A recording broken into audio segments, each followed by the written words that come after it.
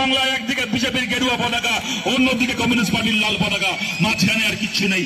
আপনাদের সবার কাছে আবেদন করছি, আপনাদের সবার কাছে আবেদন করছি, পক্ষ বেছে নিতে হবে, কোন পক্ষে দাঁড়াবেন ঠিক করতে হবে। আমাদের সঙ্গে আসুন, আমাদের মিটিং এ আসুন, আমাদের মিছিলে আসুন, আমাদের লড়াই আসুন। যে পার্টি নতুন করে শক্তিশালী পার্টি আমরা গড়ে তুলছি, নতুন করে এই পার্টি গড়ে তোলার কাজে আমাদের পাশে থাকুন। আমাদের পার্টিতে থাকলে কোনো বেআইনি টেন্ডার পাবেন না। আমাদের পার্টিতে থাকলে আচ্ছা, মমতা ব্যানার্জি আজ থেকে 28 বছর আগে আপনি কি করেছিলেন? আজকে এই সন্দীপন সাহা, আজকে এই কাকলি ঘোষ দস্তিদাররা যা করছে, আজ থেকে 28 বছর আগে ঠিক এই কাজটা কে করেছিল? আপনি মমতা ব্যানার্জি কলকাতার কালীঘাটের একটা টালির চালের ঘরে আপনি বড় হয়েছেন। আপনাকে কংগ্রেসের মতো একটা দল আপনার ঘর থেকে নিয়ে এসে আপনাকে ভারতের এমপি করেছিল, ভারত সরকারের মন্ত্রী করেছিল, রাজীব গান্ধীর ক্যাবিনেটে, নরসিংহ ক্যাবিনেটে আপনাকে কংগ্রেস মন্ত্রী করেছিল। আর আপনি কি করলেন? নিজের সস্তা ধান্দাবাজির জন্য যে কংগ্রেস দল আপনাকে দল থেকে এনে ভারতবর্ষের মন্ত্রী করলো, সেই কংগ্রেস দলে পশ্চিমবাংলায় লালবাতি জেলে ওদের 1 নম্বর শত্রু বিজেপির ঘরে গেলেন, বিজেপির সঙ্গে মন্ত্রিত্ব করলেন, বিজেপিকে পশ্চিমবাংলায় নিয়ে আসলেন। ঠিক এই কাজ, আজ যে কাজ আপনাদের সবার কাছে বলছি, আমরা মমতা ব্যানার্জির মতো ওই রাজনীতি করবো না যে মুসলমান এলাকায় এসে বলবো সমস্ত মুসলমান আমাকে ভোট দেবে, মুসলিম ভোট ভাগ হলে বিজেপি জিতে যাবে। ওই রাজনীতির পরিণাম আজকে পশ্চিমবাংলায় বিজেপির সরকার। আমরা ওই রাজনীতি করব না। আমরা বলছি, বসিরহাটের মুসলমান, বসিরহাটের হিন্দু, বসিরহাটের তপশিলি জাতি উপজাতির মানুষ, বসিরহাটের খেটে খাওয়া মানুষ, কৃষক, কারখানার শ্রমিক থেকে শুরু করে ছোট দোকানদার, ব্যবসাদার, সরকারি কর্মচারী, মধ্যবিত্ত যারা আছেন, যারা চুরি করে খান না, যারা গদর খাটিয়ে খান, হিন্দু মুসলমান নির্বিশেষে সেই সমস্ত মানুষ আপনারা এখন এক হয়ে ভোট দিন এবং খেটে খাওয়া মানুষের ভোটে এখান থেকে যেন খেটে খাওয়া মানুষ। বসিরহাটের লড়াই আগামী বাংলাকে যেরকম ফলতার ভোট, ফলতার বাই ইলেকশন বাংলাকে যে বার্তা দিয়েছে, ফলতার বাই ইলেকশন আমাদেরকে তৃতীয় থেকে দ্বিতীয় করেছে, বসিরহাটের বাই ইলেকশন বাংলাকে বার্তা দেবে আমরা দ্বিতীয় থেকে প্রথম।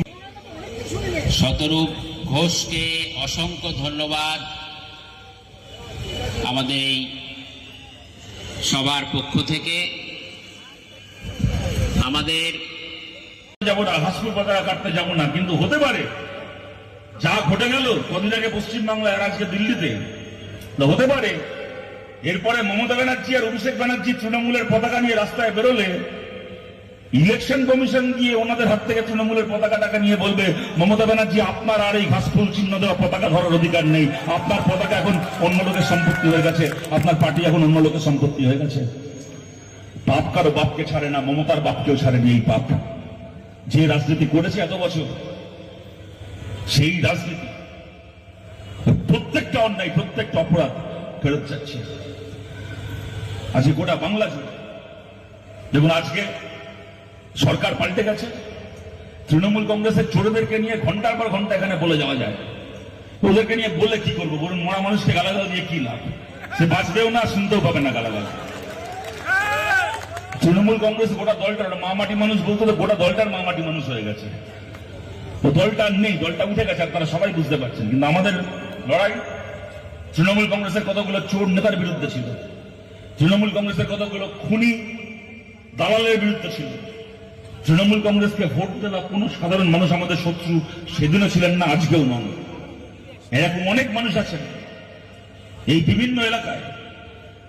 একদল মানুষ যেরকম তৃণমূল কংগ্রেসকে সমর্থন করে ভোট দিয়েছিলেন, একদল মানুষ নিজের ধান্দা বুঝিয়ে নেওয়ার জন্য, নিজের ধান্দা হাসিল করার জন্য ভোট দিয়েছিলেন, সেরকম আমরা জানি।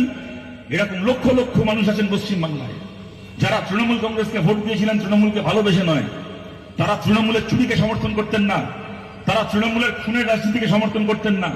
শুধুমাত্র পশ্চিমবাংলার গত কয়েক বছরের রাজনীতি এমন হয়ে গেছিল যে বিজেপিকে যেন তেন প্রকারে আটকাতে হবে, তার জন্য সেই মানুষ তৃণমূলকে সমর্থন করতে বাধ্য হয়েছেন। সেই মানুষের কাছে এরকম অনেক মানুষ হয়তো আজকেও এখানে উপস্থিত আছেন। তাদেরকে আমরা বলছি, আপনারা যদি ভোট দিয়ে থাকেন তৃণমূলকে, এর আগের ভোটগুলোতেও যদি তৃণমূলকে ভোট দিয়ে থাকেন, আপনাদের বিরুদ্ধে আমাদের কোনো রাগ নেই, কোনো ক্ষোভ নেই, আমাদের সঙ্গে আপনাদের কোনো শত্রুতা নেই। আমাদের লড়াই তৃণমূলের কতগুলো চোরচিটিংবাজ নেতার বিরুদ্ধে ছিল। তৃণমূলকে ভোট দেওয়া কোনো সাধারণ মানুষের সঙ্গে আমাদের লড়াই ছিল না। আপনাদের সবার কাছে আবেদন করছি, আইএসএফ কে ভোট দেবে না, কংগ্রেসকে ভোট দেবে না, ফরওয়ার্ড ব্লককে ভোট দেবে না, এরা সবাই বিজেপির দালাল। আমি মমতা ব্যানার্জি, আমি তৃণমূল কংগ্রেস, আমি একমাত্র বিজেপি বিরোধী। আমার দলের এমপি গুলোকে জেতাও, তাহলে আমরা বিজেপির বিরুদ্ধে লড়াই করব পার্লামেন্টে গিয়ে। আজকে সিপিআইএম এর মোস্তাফিজুর রহমান নিজের জায়গায় দাঁড়িয়ে আছে, আইএসএফ এর নওশাদ সিদ্দিকী নিজের জায়গায় দাঁড়িয়ে আছে, আজকে কংগ্রেসের নেতারা নিজের জায়গায় দাঁড়িয়ে আছে। একমাত্র আপনি মমতা ব্যানার্জি, আপনার দলের এমএলএ এমপি গুলো বিজেপির জুতো পালিশ করছে, বিজেপির জুতো পালিশ করছে দিল্লিতে গিয়ে। বেইমানি তো হলো সেই সমস্ত সাধারণ মানুষের সঙ্গে, যে মানুষগুলোর ভোটে এরা জিতে। বিজেপি বিরোধী মানুষ এদেরকে ভোট দিয়েছিল, বিজেপি বিরোধী মানুষের ভোটে জিতে এরা গিয়ে এখন বিজেপিকে মুচলেখা লিখে দিচ্ছে। আপনি বলছেন আপনার সঙ্গে বেইমানি হয়েছে, আপনার সঙ্গে আবার কি বেইমানি হয়েছে? আপনার বক্তব্যটা কি? যে আমি বিজেপি বিরোধী, আমি বিজেপি বিরোধী রাজনীতি করি, এদেরকে কেউ চিনত না, এদেরকে বাড়ি থেকে এনে, ঘর থেকে এনে আমি এমপি করেছিলাম, এমএলএ করেছিলাম, মন্ত্রী করেছিলাম। আজকে এরা আমার দলের সঙ্গে গদ্দারি করে, নিজের দলের সঙ্গে গদ্দারি করে এরা বিজেপির সঙ্গে। একটা দল আপনাকে ভারতের মন্ত্রী করেছিল, তাদের পিঠে ছুরি মেরে আপনি বিজেপির সঙ্গে জোট করে বিজেপি সরকারের মন্ত্রী হয়েছিলেন, সেই দলটাকে পশ্চিমবাংলায় তুলে দিয়েছিলেন। পাপ কারো বাপকে ছাড়ে না মমতা ব্যানার্জি, পাপ আপনার বাপকেও ছাড়েনি, পাপ আপনার বাপকেও ছাড়েনি। আমাদের কমরেডরা যখন লাল পতাকা নিয়ে মিছিল করত, আপনি পুলিশ পাঠিয়ে হাত থেকে লাল পতাকা কেড়ে নিতেন, মাটিতে ফেলে মারতেন। যখন এসআইআর এর ক্যাম্প চলছিল, আমি বলার আগে আমার আগে যিনি বক্তা বলছিলেন, এই আহমেদ দা মঞ্চে বসে আছে, যাতে এসআইআর এ সাধারণ বাংলার খেটে খাওয়া মানুষের নাম বাদ না যায়, তার জন্যই আহমেদ দ্বারা বারাসাতের ডিএম অফিসে এরা ধর্ণা দিচ্ছিলেন। কোথায়? কোন অফিসে? এই এখানকার বিডিও অফিসে ধর্ণা দিচ্ছিলেন, বিক্ষোভ দেখাচ্ছিলেন। সেই সময় তৃণমূল কংগ্রেসের পোষা কুকুরগুলো, মমতা ব্যানার্জির পোষা কুকুরগুলো এসে আমাদের মিছিলে হামলা করেছিল। এই আহমেদদাকে রক্তাক্ত করেছিল, জেল খাটিয়েছিল। তার আগে 2018 সালে পঞ্চায়েত ভোটের সময় মিথ্যে মামলায় জেল খাটিয়েছিল আমনায়। এই আপনি মমতা ব্যানার্জি আপনি করেছেন। তারপরে আজকে ভোট হয়ে গেছে, এতগুলো মানুষের নাম বাদ গেছে পশ্চিমবাংলা থেকে। আপনি সরকার থেকে যাওয়ার সঙ্গে সঙ্গে আপনার দল উঠে গেছে। পশ্চিমবাংলার মাটিতে আমরা দাঁড়িয়ে আছি, যে মানুষের নাম এসআইআর এ বাদ গেছে, প্রত্যেকটা নামকে আবার ভোটার তালিকায় ফেরানোর লড়াই আমরা দাঁড়িয়ে আছি মানুষের সঙ্গে। আইএসএফ কে ভোট দেবে না, কংগ্রেসকে ভোট দেবে না, ফরওয়ার্ড ব্লককে ভোট দেবে না, এরা সবাই বিজেপির দালাল। আমি মমতা ব্যানার্জি, আমি তৃণমূল কংগ্রেস, আমি একমাত্র বিজেপি বিরোধী। আমার দলের এমপি গুলোকে জেতাও, তাহলে আমরা বিজেপির বিরুদ্ধে লড়াই করব পার্লামেন্টে গিয়ে। আজকে সিপিআইএম এর মোস্তাফিজুর রহমান নিজের জায়গায় দাঁড়িয়ে আছে, আইএসএফ এর নওশাদ সিদ্দিকী নিজের জায়গায় দাঁড়িয়ে আছে, আজকে কংগ্রেসের নেতারা নিজের জায়গায় দাঁড়িয়ে আছে। একমাত্র আপনি মমতা ব্যানার্জি, আপনার দলের এমএলএ এমপি গুলো বিজেপির জুতো পালিশ করছে, বিজেপির জুতো পালিশ করছে দিল্লিতে গিয়ে। বেইমানি তো হলো সেই সমস্ত সাধারণ মানুষের সঙ্গে, যে মানুষগুলোর ভোটে এরা জিতে। বিজেপি বিরোধী মানুষ এদেরকে ভোট দিয়েছিল, বিজেপি বিরোধী মানুষের ভোটে জিতে এরা গিয়ে এখন বিজেপিকে মুচলেখা লিখে দিচ্ছে। আপনি বলছেন আপনার সঙ্গে বেইমানি হয়েছে, আপনার সঙ্গে আবার কি বেইমানি হয়েছে? আপনার বক্তব্যটা কি? যে আমি বিজেপি বিরোধী, আমি বিজেপি বিরোধী রাজনীতি করি, এদেরকে কেউ চিনত না, এদেরকে বাড়ি থেকে এনে, ঘর থেকে এনে আমি এমপি করেছিলাম, এমএলএ করেছিলাম, মন্ত্রী করেছিলাম। আজকে এরা আমার দলের সঙ্গে গদ্দারি করে, নিজের দলের সঙ্গে গদ্দারি করে এরা বিজেপির সঙ্গে। গতকাল দেখেছেন আমাদের পার্টির নেতা সুজন চক্রবর্তীকে মার খেতে হয়েছে পুলিশের কাছে। সৃজনকে গতকাল রাত জেলে কাটাতে হয়েছে। জেলে যেতে হতে পারে বিজেপির বিরুদ্ধে লড়াই করতে গিয়ে, মার খেতে হতে পারে, কিন্তু শেষ পর্যন্ত বিজেপিকে হারিয়ে পশ্চিমবাংলাকে আমরা মুক্ত করব। পশ্চিমবাংলায় বামপন্থীদেরকে, পশ্চিমবাংলার বামপন্থীরা বাংলাকে আবার বিজেপির হাত থেকে মুক্ত করে। সামনের লোকসভা ভোটে, কোনো 5 বছর 10 বছরের গল্প না, সামনের লোকসভা ভোটে এই বাংলাকে আবার চেনা বাংলা বানানোর লড়াই আমরা লড়ছি। এই লড়াই আপনাদের সবাইকে আমাদের পাশে চাই। আপনারা আমাদের সঙ্গে থাকলে এই লড়াই আমরা লড়বো, এই লড়াই আমরা জিতব।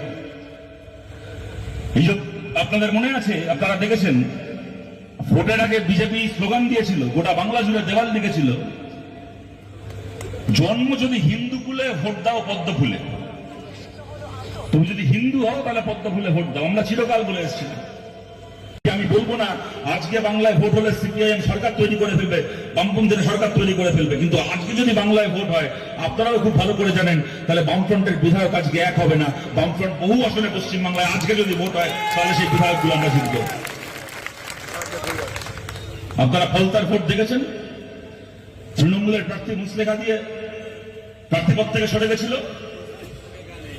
যেখানে আমরা 2,500 ভোট পেয়েছিলাম গত লোকসভায়, সেখানে আমরা 40,000-এর উপর ভোট পেয়েছি, কংগ্রেস 10,000 ভোট পেয়েছে। এই সমস্ত এবং বহু মানুষ এরকম আছেন যারা কিনা এইবার ভোট দিতে পারেননি, কেউ ভয় আতঙ্কে ভোট দিতে পারেননি, কেউ এসআইআর এর জন্য নাম নেই তালিকায় তারা ভোট দিতে পারেননি, এরকম অনেক মানুষ আছেন। এই সমস্ত মানুষকে লড়াই ফিরিয়ে এনে এবং বিজেপিকেও ভোট দিয়েছিলেন যে সাধারণ মানুষ, আজকে যার বাড়ি ভেঙে দিচ্ছে বিজেপি, আজকে যার দোকান যার ব্যবসার জায়গা কেড়ে নিচ্ছে বিজেপি, সেই সমস্ত মানুষকে সঙ্গে নিয়ে সামনের দিনে লড়াই আমাদেরকে লড়তে হবে, লড়াই আমাদেরকে জিততে হবে। 2029 সালে লোকসভার ভোট হবে। 2029 সাল আসতে এখনো দেরি আছে, কিন্তু আপনাদের বলছি এখানে বসিরহাটের একটা বড় অংশের মানুষ এখানে আপনারা আছেন, বারাসাত বসিরহাট, এই দুটো লোকসভা কেন্দ্রের একদম মাঝখানে দাঁড়িয়ে আমরা মিটিং করছি। আপনারা জানেন যে বসিরহাটের যিনি এমপি ছিলেন হাজী নুরুল সাহেব, তিনি মারা গেছেন বেশ কিছুদিন হলো। তাকে নিয়ে বা তাদের নতুন তিনি চলে গেছেন, তার সমালোচনা আমি করতে চাই না, কিন্তু এইটুকু আপনারা জানেন বসিরহাট লোকসভার উপনির্বাচন বকেয়া হয়ে আছে, ডিউ হয়ে রয়েছে। বসিরহাট লোকসভার উপনির্বাচন আর কয়েকদিনের মধ্যে, যে কোনো সময় ঘোষণা হতে পারে, কয়েকদিনের মধ্যে হবে। আপনাদের সবার কাছে আবেদন করছি, বাংলায় ঘুরে দাঁড়ানোর লড়াই 2029 সাল থেকে শুরু হবে না, বাংলায় ঘুরে দাঁড়ানোর লড়াই শুরু হয়ে গেছে। যেরকম বাংলার বিধানসভায় আজকে মোস্তাফিজুর রহমান আমাদের হয়ে কথা বলছে, সেরকম বসিরহাটের লোকসভার বাই ইলেকশন আমাদেরকে জিততে হবে। বসিরহাট থেকে আপনারা জিতিয়ে বসিরহাটের মানুষের কথা বলার জন্য 2029-এ নয়, এই 2026 সালে বসিরহাট থেকে জিতিয়ে আপনারা আমাদের এমপিকে পাঠাবেন পার্লামেন্টে, এবং সেই এমপি পার্লামেন্টে গিয়ে বলবে এখন আমি একা এসেছি। 2029 সালে আরো ঝাঁকে ঝাঁকে খেটে খাওয়া মানুষের এমপি পশ্চিমবাংলা থেকে এই লোকসভায় আসছে বিজেপি সরকারকে দাঁড়িয়ে, মোদীর সরকারকে দাঁড়িয়ে নতুন সরকার ভারতের বুকে তৈরি করার জন্য। এই বলছি আমার সঙ্গে জোটে আসুন, মানে কি নেত্রী চিন্তা করুন। আজ থেকে 20 বছর আগে বলতেন বামপন্থীদেরকে হারানোর জন্য বিজেপি আমার সঙ্গে জোটে আসুন। কখনো বিজেপি হারানোর জন্য সিপিএম ওনার সঙ্গে জোট করবে, কখনো আবার সিপিএম হারানোর জন্য বিজেপি ওনার সঙ্গে জোট করবে, আর উনি দুই জমানায় ক্ষীর খাবেন বসে বসে খালি। লজ্জা করে না মমতা ব্যানার্জি আপনার? বিজেপিকে আটকানোর জন্য আপনার সঙ্গে আমরা জোট করব?